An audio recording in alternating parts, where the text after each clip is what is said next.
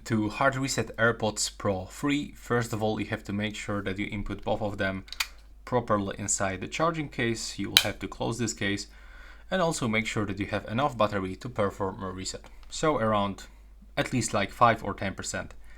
Now you will have to open this charging case, and when this indicator lights up, you will have to quickly double tap, then double tap again, and then double tap again.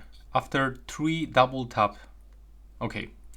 Now it's not working properly, so we have to repeat because the white light is still blinking. We will have to reach the red light. So one more time.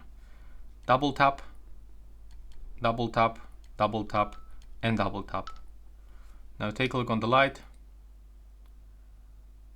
It's still not turning red. Okay, so this is actually the great video because I will show you how we can fix this issue. So one more time. When it lights up, double tap, double tap, double tap, and now as you can see it turns red.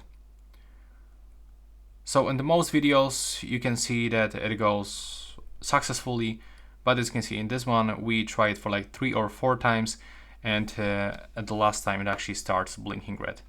And now when this red light disappears and turns white, it means that the reset is complete. And that's basically how you can perform a hard reset, and thanks for watching.